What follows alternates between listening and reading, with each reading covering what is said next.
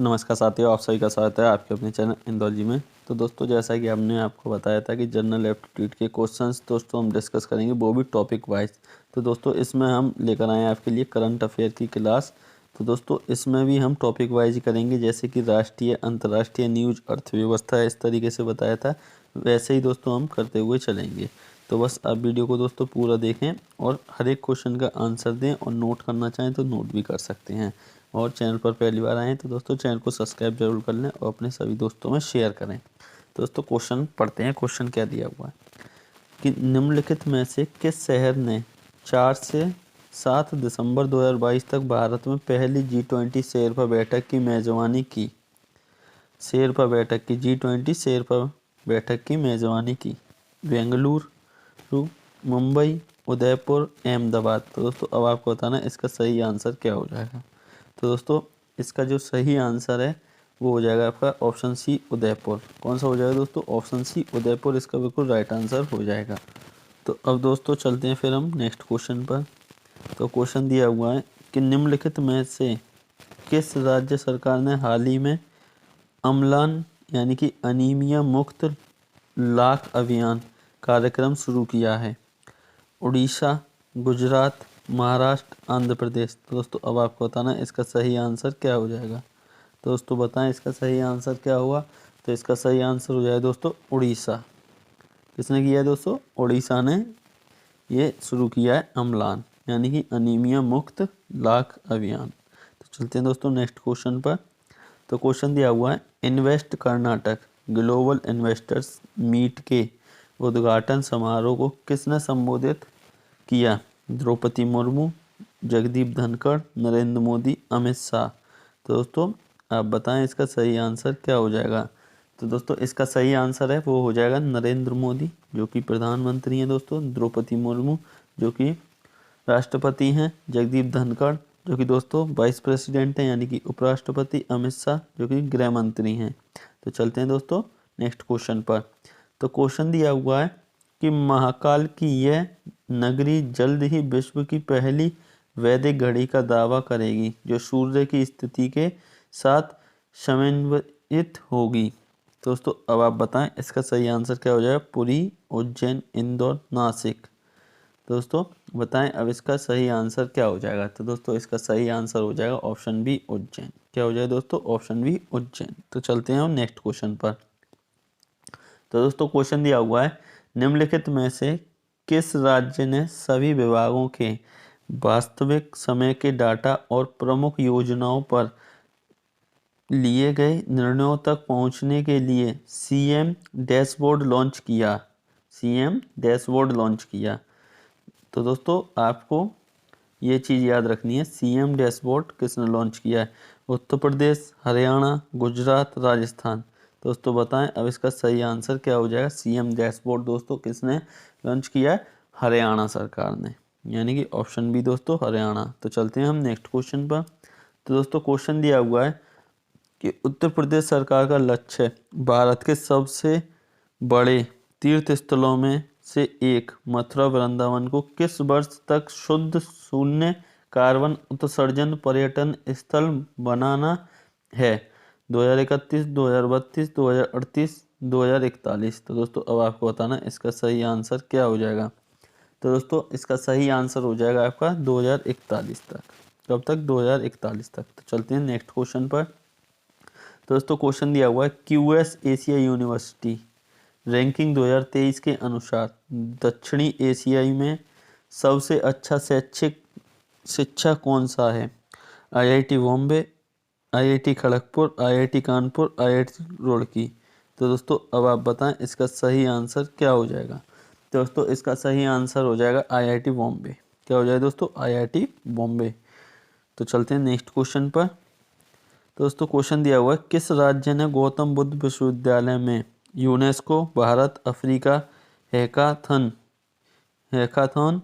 2022 का उद्घाटन किया है? उत्तराखंड, हिमाचल प्रदेश, राजस्थान, उत्तर प्रदेश। दोस्तों बताएं इसका सही आंसर क्या हो जाएगा। तो दोस्तों इसका सही आंसर हो जाएगा आपका ऑप्शन डी, उत्तर प्रदेश। क्या हो जाएगा दोस्तों? Option D, Uttar Pradesh. तो चलते हैं हम नेक्स्ट क्वेश्चन पर।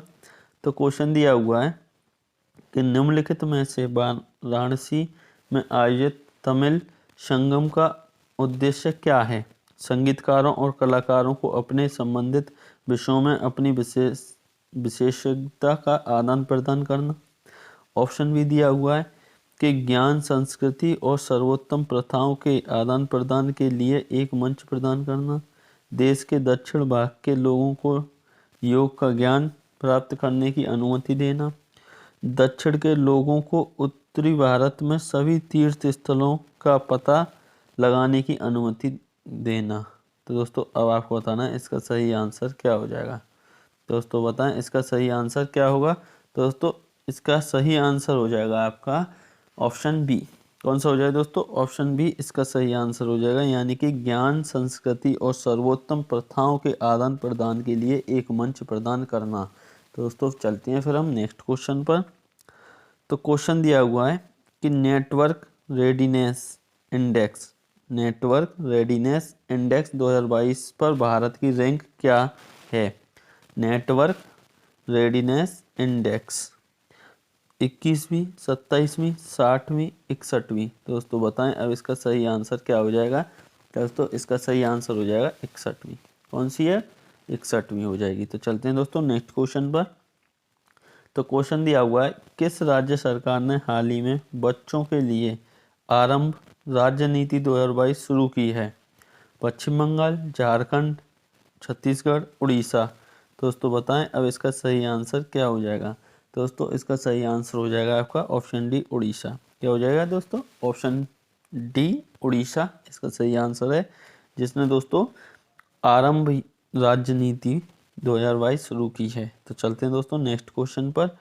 तो क्वेश्चन दिया हुआ है कि निम्नलिखित में से किस राज्य ने हाल ही में आवश्यक कौशल प्राप्त करने के लिए उच्च गुणवत्ता वाले अनुसंधान करने के लिए स्नातक, स्नातकोत्तर, डॉक्टरेट विद्वानों और शोधकर्ताओं का समर्थन करने के लिए अनुसंधान, विकास और नवाचार नीति शुरू की है? तमिलनाडु, केरल, कर्नाटक, पश्चिम बंगाल। दोस्तों बताएं अब इसका सही आंसर क्या हो जाएगा।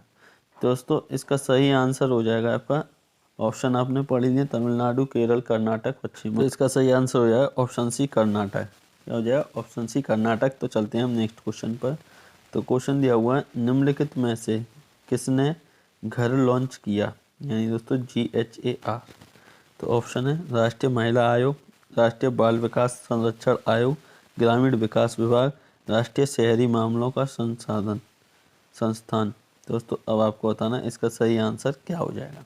दोस्तों इसका सही आंसर है कि राष्ट्रीय बाल अधिकार संरक्षण आयोग। ऑप्शन बी दोस्तों इसका बिल्कुल राइट आंसर हो जाएगा। तो चलते हैं हम नेक्स्ट क्वेश्चन पर। तो क्वेश्चन दिया हुआ है कि निम्नलिखित में से किस राज्य सरकार ने हथियारों का महिमामंडन करने वाले गाने फॉर आर्म्स के सार्वजनिक प्रदर्शन पर प्रतिबंध लगा दिया है? पंजाब सरकार, हरियाणा सरकार, उत्तर प्रदेश सरकार, राजस्थान सरकार। दोस्तों बताएं अब इसका सही आंसर क्या हो जाएगा। तो दोस्तों इसका सही आंसर हो जाएगा आपका ऑप्शन ए। कौन सा हो जाएगा? ऑप्शन ए, पंजाब सरकार। तो चलते हैं फिर नेक्स्ट क्वेश्चन पर।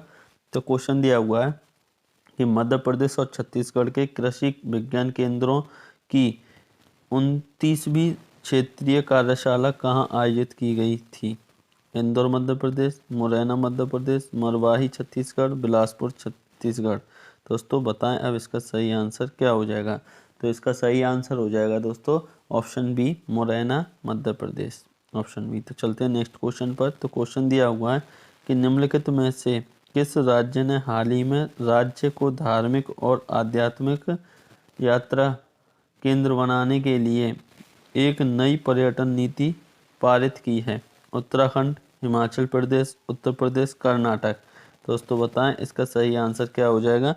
यानी कि निम्नलिखित में से किस राज्य ने हाल ही में राज्य को धार्मिक और आध्यात्मिक यात्रा केंद्र बनाने की, कौन सा दोस्तों, धार्मिक और आध्यात्मिक यात्रा केंद्र बनाने के लिए नई पर्यटन नीति पारित की है? दोस्तों बताएं इसका सही आंसर क्या होगा। तो उत्तर प्रदेश ने। कौन दोस्तों? उत्तर प्रदेश। ऑप्शन सी इसका बिल्कुल राइट आंसर है। तो चलते हैं हम नेक्स्ट क्वेश्चन पर। दोस्तों अब यहाँ से आपके अंतर्राष्ट्रीय क्वेश्चन स्टार्ट हो जाते हैं इंटरनेशनल न्यूज पर। दोस्तों क्वेश्चन दिया हुआ है संयुक्त अरब अमीरात यानी कि UAE के शारजाह शहर के शासक शेख सुल्तान अल कासिम ने शारजाह अंतर्राष्ट्रीय पुस्तक मेले के किस संस्करण का उद्घाटन किया? 25 में, 36 में, 39 में, 41 में। तो दोस्तों बताएं इसका सही आंसर क्या हो जाएगा? दोस्तों इसका सही आंसर हो जाएगा आपका 41 में। ऑप्शन डी इसका बिल्कुल राइट आंसर है 41। तो चलते हैं दोस्तों नेक्स्ट क्वेश्चन पर। तो क्वेश्चन दिया हुआ है कि किस देश ने हाल ही में सबसे लंबी यात्री ट्रेन का संचालन करके विश्व रिकॉर्ड बनाया?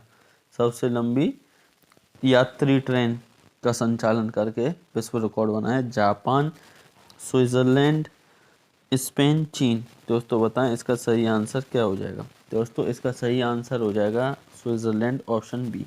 ऑप्शन बी दोस्तों इसका बिल्कुल राइट आंसर है। तो चलते हैं हम नेक्स्ट क्वेश्चन पर। तो क्वेश्चन दिया हुआ है कि 17वें प्रवासी भारतीय दिवस सम्मेलन के लिए मुख्य अतिथि कौन होगा जो वर्ष 2023 में आयोजित किया जाएगा? दक्षिण अफ्रीका के राष्ट्रपति, गुयाना के राष्ट्रपति, नामीबिया के राष्ट्रपति, इंडोनेशिया के राष्ट्रपति। दोस्तों बताएं अब इसका सही आंसर क्या हो जाएगा? तो इसका सही आंसर हो जाएगा ऑप्शन बी, गुयाना के राष्ट्रपति। दोस्तों नामीबिया भी आपको याद रखना है क्योंकि यहाँ से टाइगर लाए गए थे। तो चलते हैं नेक्स्ट क्वेश्चन पर।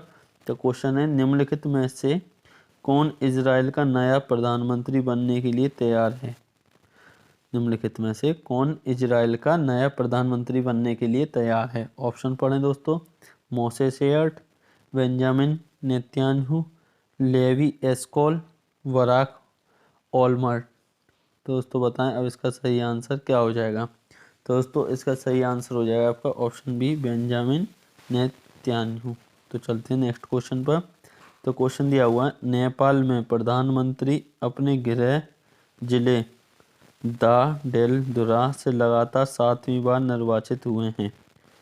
केपी शर्मा ओली, पुष्पकमल दहल, खीलराज रेग्मी, शेर बहादुर देउवा। दोस्तों बताएं अब इसका सही आंसर क्या हो जाएगा? दोस्तों इसका सही आंसर हो जाएगा ऑप्शन डी, शेर बहादुर देउवा। तो चलते हैं हम नेक्स्ट क्वेश्चन पर। तो क्वेश्चन दिया हुआ है भारत अमेरिका संयुक्त सैन्य परीक्षण अभ्यास का 18वां संस्करण कहाँ आयोजित किया गया था? ओली उत्तराखंड, रामपुर उत्तर प्रदेश, सोलन हिमाचल प्रदेश, हुबली कर्नाटक। दोस्तों बताएं इसका सही आंसर क्या होगा? दोस्तों इसका सही आंसर हो जाएगा आपका ऑप्शन ए, ओली उत्तराखंड। क्या हो जाएगा दोस्तों? ओली उत्तराखंड। तो चलते हैं हम नेक्स्ट क्वेश्चन पर। तो क्वेश्चन दिया हुआ है कि निम्नलिखित कथनों पर विचार कीजिए।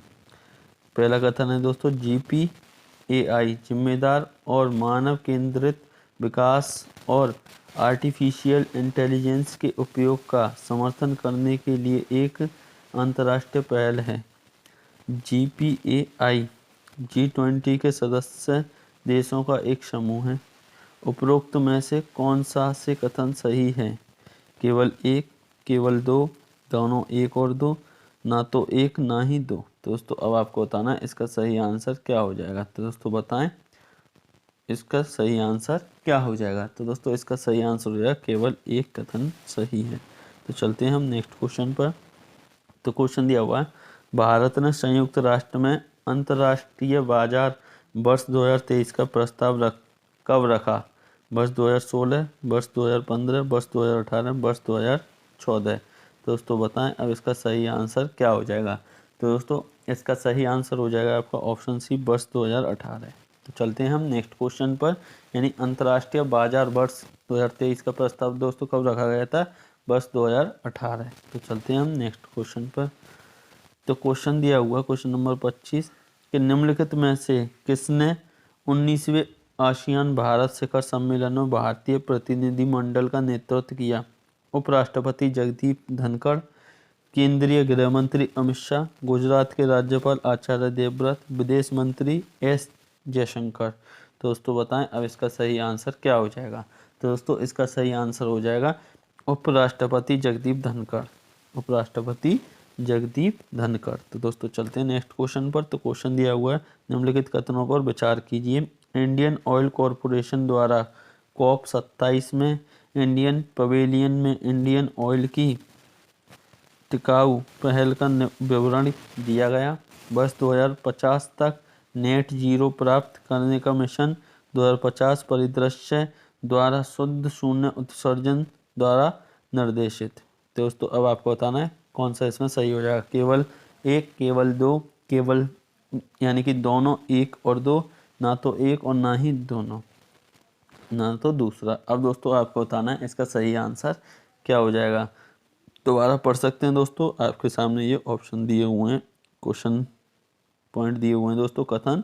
तो आप इनको पढ़कर आंसर बताएं क्या होगा। तो दोस्तों इसका सही आंसर हो जाएगा ऑप्शन ए, केवल एक। तो चलते हैं दोस्तों नेक्स्ट क्वेश्चन पर। तो क्वेश्चन दिया हुआ है कि निम्नलिखित में से किस संगठन ने COP27 जलवायु शिखर सम्मेलन में ग्लोबल शील्ड योजना शुरू की। ग्लोबल शील्ड योजना शुरू की। संयुक्त राष्ट्र, आसियान, G7, G20 का समूह। ग्लोबल शील्ड योजना दोस्तों, तो ये आपको बताना है। तो इसका सही आंसर क्या हो जाएगा, G7 यानी ग्रुप 7। तो चलते हैं दोस्तों नेक्स्ट क्वेश्चन पर। तो क्वेश्चन दिया हुआ है हाल ही में समाचारों में देखी गई ग्लोबल शील्ड योजना के संदर्भ में निम्नलिखित कथनों पर विचार कीजिए। ग्लोबल शील्ड योजना को G20 के सदस्यों द्वारा COP27 जलवायु शिखर सम्मेलन में लॉन्च किया गया।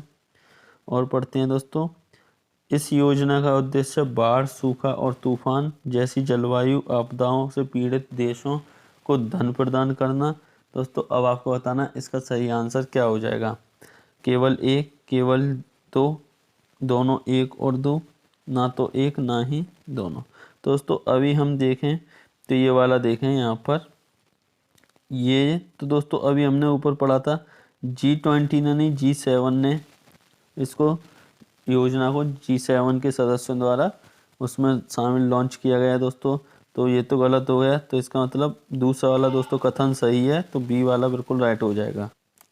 तो दोस्तों क्वेश्चन दिया हुआ है, क्वेश्चन नंबर 29, COP27 में लेड IT शिखर सम्मेलन की मेजबानी किन देशों ने की। भारत और फ्रांस, स्वीडन और भारत, फ्रांस और स्वीडन, जर्मनी और कनाडा। तो दोस्तों बताएं अब इसका सही आंसर क्या हो जाएगा।